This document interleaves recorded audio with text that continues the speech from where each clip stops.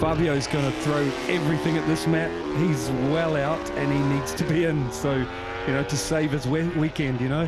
Really, this next 5 minutes is super important. All the riders value being in Q2 very highly. And what's going to be a major headache for the riders and teams here on Sunday, Simon, if we're going to get ambient temperatures around 30 to 35 degrees, if you're in that pack, front tyre pressure is going to absolutely go through the roof. Fabio Quartararo, there's a few riders in the prediction game yesterday, the new MotoGP Guru game, which we'll explain to you throughout the course of the weekend, that we're picking Fabio as a hot tip for Sunday's win in the main race, but they're also a little bit of a caveat there. We're saying he has to qualify on the front row to do that. He can't be second row, third row, because it'll just be too difficult now then. Well, that's Alex Rins, isn't it? Alex Rins has gone down then at turn 6. That's going to bring out the yellow flags. So our COTA winner in the gravel at the Pedrosa corner. And that could be costly for Alex Rins, because with just 4 minutes remaining, surely that session over for him, down at turn 6. So Rins, there'll be no place for him in Q2. So maybe there's some technician LTR Honda that can be a bit relieved, because they'll be keeping some of their locks. There was a bet, of course, made by Rins, one of his technicians. If he got directly into Q2 in Austin, he'd have to shave their head, which he duly obliged. But Alex Rins then, late drama for him. I think you're going to see some frustration from Fabio here after this effort.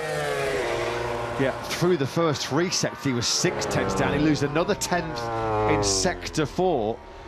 And that's just not going to cut it, is it? A 1:37.505 just will not cut it. You can see there, pensive-looking faces inside the Monster Energy Yamaha garage. There's one of the most experienced mechanics in the pit lane there on screens, Bernard Anshu, who's been around for donkey's years. He was at Valentino Rossi's side for so many years. We're on board then with Sheriff in Texas a couple of weeks ago. Well, Alex Rins never looked like he was going to get through that turn number 6, did he? He picked it in there and didn't come out the other side, so disaster there for Alex Rins. Jorge Martin had his lap cancelled for a yellow flag infringement. He's still in second place though. Fabio's body language says coming into the pit, yeah. So he's got time, Matt. Has he? Probably not. For another tyre, you think so? I don't think he has he?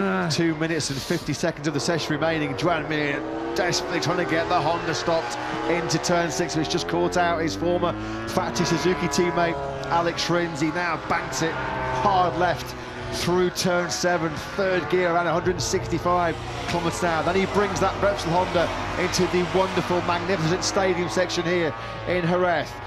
Power sliding through the Jorge Martinez Aspar corner. Into turn 9 he goes, and here is Oliveira then. Alex Rins did quickly remount, but all the momentum that he gained with that COTA win has been quickly sucked out of his sails. A few riders losing their laps for yellow flag infringements after the Rins crash. This is a good effort from Miguel. Yeah, this will be a top 10 lap time, won't it? No question. He's looking good, isn't he? He's looking great. So Oliveira will go in the top 10, which spells bad news for Pecco Bagnaia. Johan Zarco's on a good lap as well. Bagnaia, though, is responding despite all of his front end woes on the Factory Ducati here this afternoon in Spain. Nothing going for Mir. He still stays down in 17th place. Fabio Quartararo, though, down in 13th place. There are going to be some big names potentially in Q1 tomorrow morning, a session you will not want to miss. Big move then comes from Oliveira. Brilliant by the Portuguese man.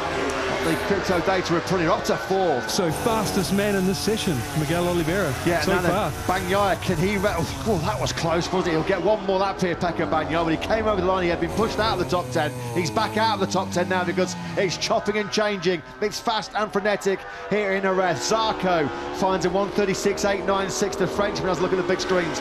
He's up into 3rd place. Yellow flags are out once again in sector 2. How much of a decisive factor will that be? Because right now, our world championship leader Marco Bezzecchi, our world champion Pecco Bagnaia are both outside of that all-important top 10.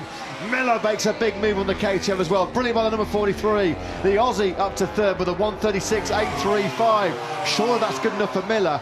Between the top 10 riders in this session, including this man, it's Joan Mir who's gone down. 2 crashes. Maverick Vinales finds the fastest time of the day with a 1:36.710. There are just under 4/10 of a second. We've now, out of nowhere, got an Aprilia 1-2. Aleix Espargaro with a 1:36.708, 2 thousandths of a second quicker than his teammate Maverick Vinales. Pedrosa is still hanging on to third place, despite the fact that he's not improved his lap time this afternoon. Yeah, proper thump of the chest there, wasn't there, from Malaysia Spargaro. He loved that lap, a 1:36.708. We have to, though, follow the likes of Marco Bezzecchi, Pecco Bagnaia and Fabio Quartararo. And Denny, look. Oh, lost the rear there. Little twitch there, wasn't there, as he got on the, well, sweeping through turn 7. He's now coming through 8 and 9. Pedrosa, he'll tick through sector 3 right now. Fabio Quartararo laying it all on the line as he desperately tries to get into that second session. Marco Bezzecchi and Pecco Bagnaia are out. Big news then here in Jerez. The World Championship leader on the Mini VR46 Ducati, best he can hope for is 12th. He's in Q1. So is Pecco Bagnaia, who's had an instantly forgettable Friday here. All kinds of problems stopping that Ducati and getting it into the corner. That's a problematic challenge that he's going to have to solve overnight. Bagnaia and Bezzecchi then out. What about Quartararo? Pedrosa, he's through, no problem. Third for him. Fabio Quartararo, it's over. Quartararo's, it's gone wrong for him on that lap. And Fabio Quartararo, her man who's had 4 MotoGP pole positions here in Jerez, never qualified outside the top 2 in the Premier class, and he finds himself nowhere. Matt, he was only 2/10 down after 2 splits. He's had a scare. He's ended up out on the curb after turn 7, and yeah, he's had a scare up on the curb, turn 7. That's frustration we were waiting for, and then he got out of everyone's way, bailed out on the lap. It's what happens, isn't it, when you're absolutely having to be on the ragged edge. He's almost ripping the handlebars out of that Yamaha right now, isn't he, Fabio Quartararo? There's a good 5, 6, half dozen riders that proved it was possible to do a lap in that time, you know, in this session with the wind and the heat, and it didn't work for Fabio, so that's why he's frustrated.